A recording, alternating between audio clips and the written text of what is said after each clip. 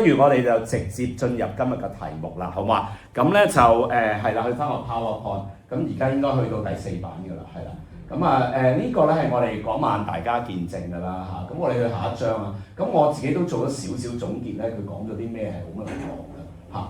咁但係就OK，佢當時講啲咩咧？佢就講咗好多佢嘅故仔，由佢由佢自己出世嘅時候，佢媽咪只有幾多歲？記唔記得？15歲咋？哇！我覺得呢個見證真係好特別，即係亦都係好艱難嘅起步。咁我哋都今日咧都係想同大家讀句聖經喎，好嘛？咁咧所以咧我都想請大家咧跟我一齊讀個我們既有嘅咯，好嘛？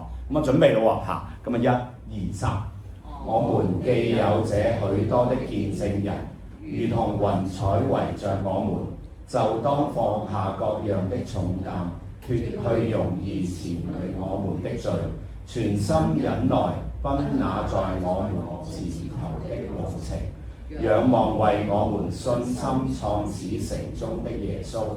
他因那擺在前面的喜樂，就輕看羞辱，忍受了十字架的苦難，便坐在神寶座的右邊。咁呢個係希伯來書新約聖經裏邊咧，我點解揀佢咧？第一就係佢上面嗰第一句，我覺得嗰句咧係真係喎。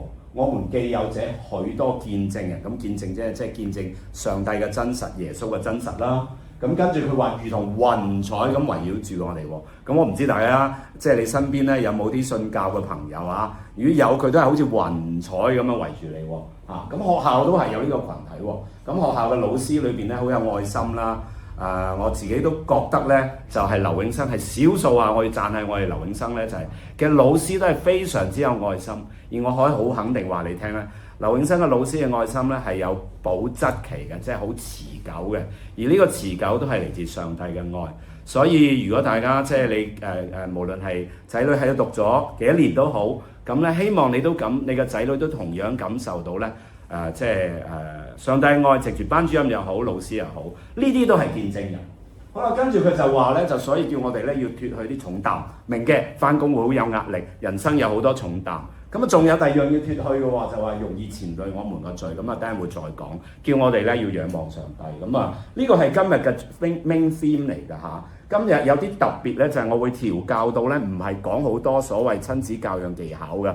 原因係希望明白咧，我一開始定個題目咧，就係冇人會咁定嘅。大家睇下我哋之後嘅題目。好，請去下一頁嚇。大家見到咧，原來大家咧係即係呢個係成個家長晚會大家當日填嘅題目咧，就係話以愛原諒家人咧，係嗰日大家最感動。我講起嗰日嚇。咁然後咧就逆境追夢都第2。禱告力量第3，咁所以咧今日我哋就會講禱告嘅力量，我哋會講以愛原諒家人。咁第3咧最精彩嘅嘢咧就留俾阿梅校長咧同大家分享，下次好嘛？就係講呢個逆境追夢嘅下次嚇。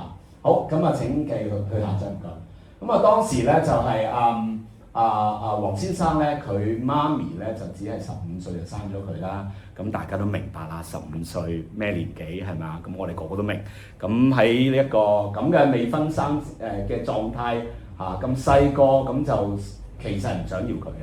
我哋睇少少片段啦，我都覺得。幫我撳 play 嗰個係。其實佢走咗之後，其實應該就係翻佢嘅原本嘅家庭嗰度。咁點解佢係會生我咧？就係因為曾經我阿婆咧都冇咗一個小朋友，所以我媽有咗我嘅時候咧，就同我媽講叫佢生咗出嚟。佢話你生咗出嚟，你唔養我，幫你養咁樣。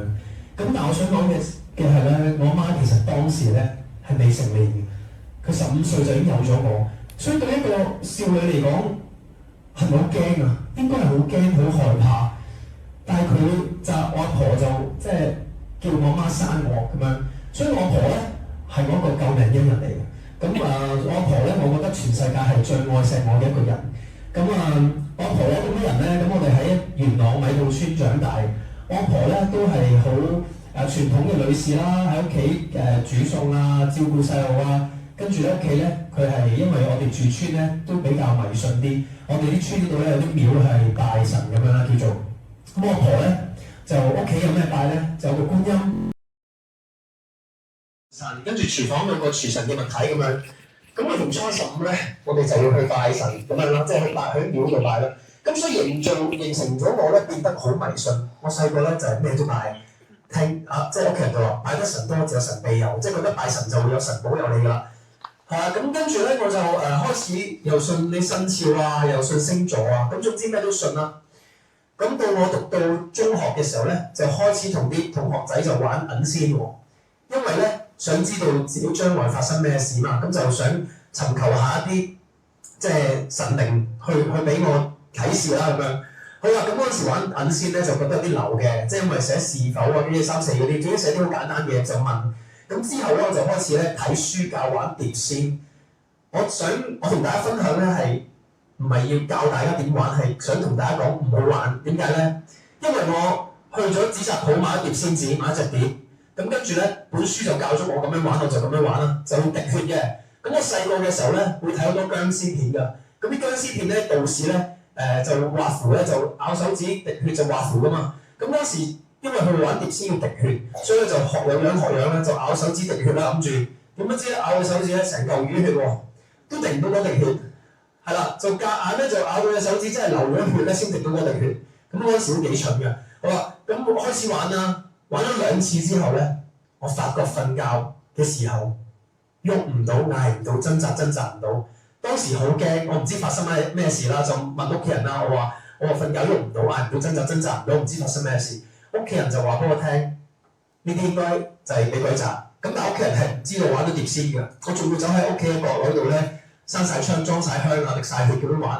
好啦，其實都幾恐怖。我想講嘅係，因為唔係1、2晚咁簡單，係半年時間，6個月、半年時間，1個星期有3到5晚瞓覺就係喐唔到、嗌唔到、掙扎唔到。我想講，除咗我咁樣經歷俾鬼責之外咧，其實細個我都見過靈體，但係即係我驚大家驚，所以我就唔講啦，即係都幾恐怖嘅。咁我想講嘅就係，因為細個住村好迷信，亦都因為接觸一啲邪靈嘅嘢，我就開始瞓覺喐唔到、嗌唔到、掙扎唔到，俾鬼責。半年時間，我每晚瞓覺都好驚。好啦，有一日咧就喺學校啦，翻到學校嘅時候，我自己放小息，我就自己一個坐喺操場度。嗰陣時咧，我係好唔開心㗎，因為唔開心點解咧？其實咧，我後父咧一飲醉酒咧，就會翻嚟咧飲醉酒啦，輸咗錢就會攞阿媽出氣，講好多粗口啊，好多侮辱嘅説話，全晚就粗口，跟住第二朝咧啲手會都會討論究竟琴晚講咗啲咩粗口咁樣嘅。咁跟住咧，我其實好唔開心就係我當時又經歷緊半年嘅瞓覺問題啦，喐唔到啦。跟住屋企又鬧交啦，我自己坐喺操場嘅時候，老師走嚟關心我，問我點啊，做咩事一個坐喺度啊咁樣。咁老師就話咧，嚟緊學校咧有個課外活動，有個宿營，其實3日2夜嘅。如果你參加咗，你就可以去呢個宿營咁樣啦。咁我就跟咗老師就參加課外活動，就去宿營3日2夜。冇諗過喺個宿營臨完結之前，離開嘅前一晚，啲同學仔咧就喺間房度圍埋圈，就話要講鬼故咁樣。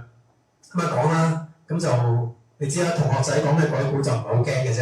咁但係老師咧就分享咗佢一個親身經歷，就話咧佢以前咧住喺23樓嘅，佢23樓嘅露台出面即係凌空嚇，佢話見到一個男人行過，咁跟住之後咧佢就好驚啦，咁佢就從此咧就經歷咧又係俾鬼責咁樣。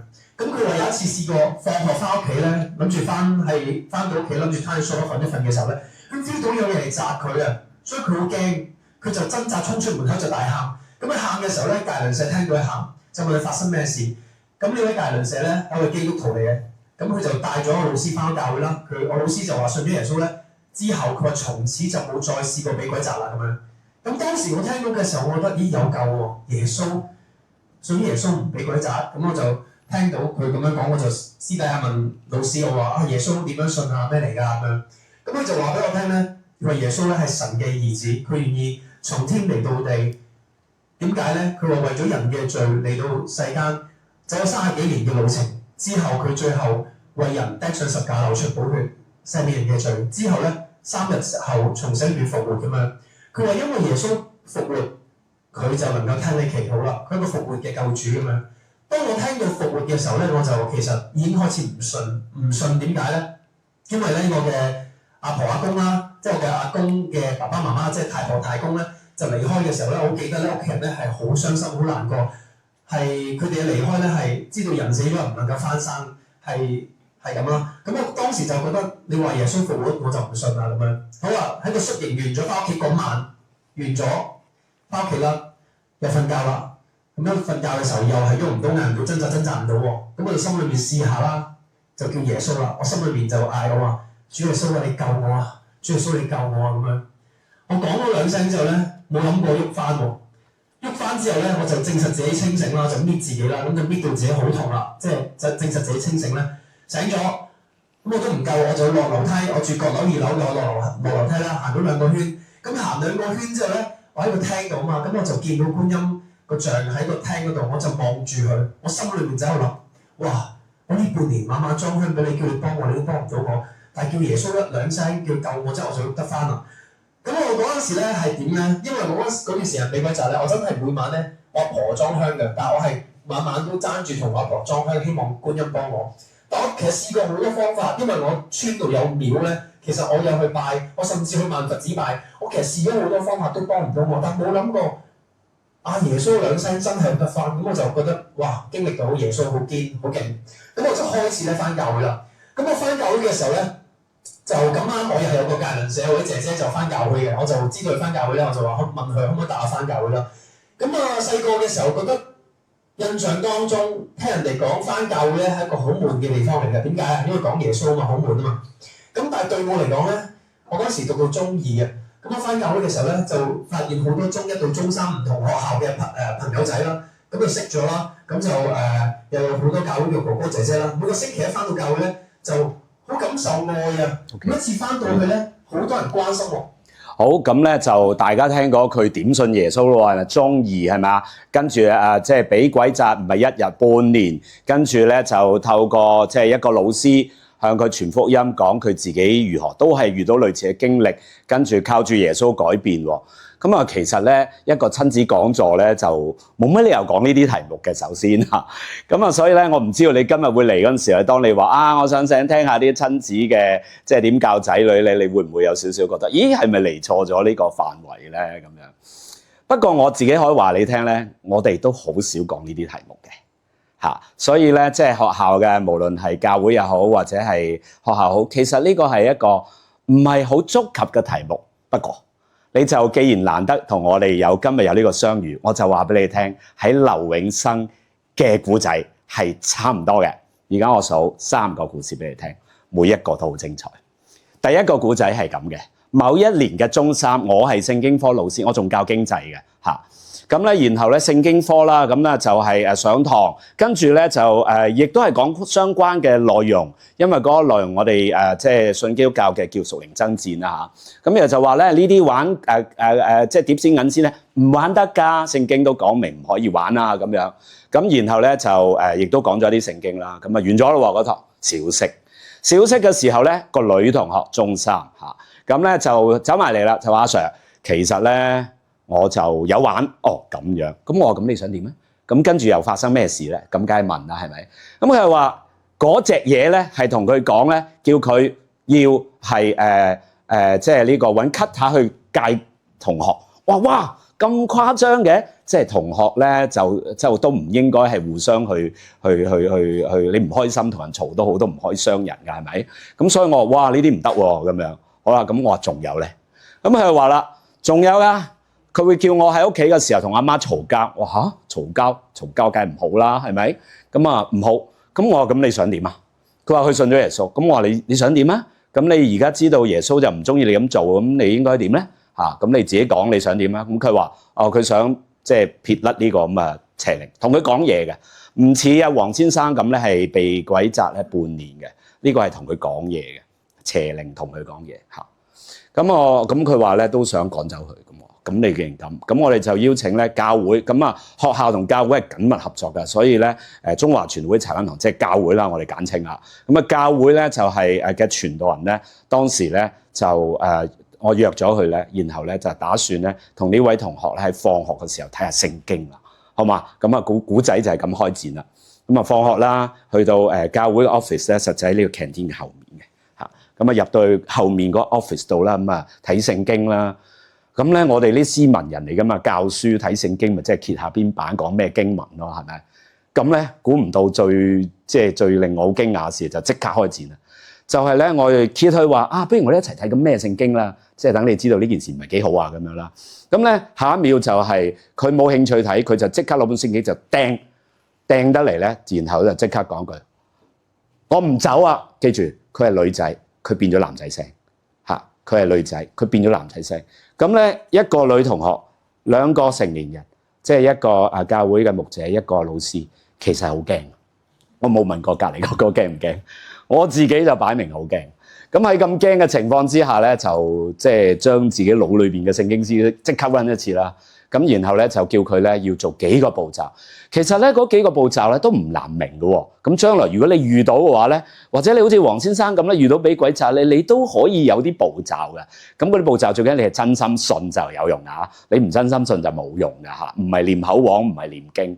咁真心信咩啊？就係信耶穌為我哋死，亦都咧係耶穌咧係願意赦免我哋嘅罪。不過我哋要認自己嘅罪。咁所以咧個真心信同埋叫佢做嘅嘢就係認自己嘅罪咯。OK， 咁所以咧同佢講，咁你而家快啲奉耶穌嘅名去認嗰個叫做呢個罪啦。咁嗰陣時咧其實係好混亂嘅情景，所以我係奉耶穌名吩咐佢靈重新去講翻嘢，佢變翻女仔聲嗰陣時嚇，係有好混亂嘅情況，唔係咁好似而家咁即係斯文㗎。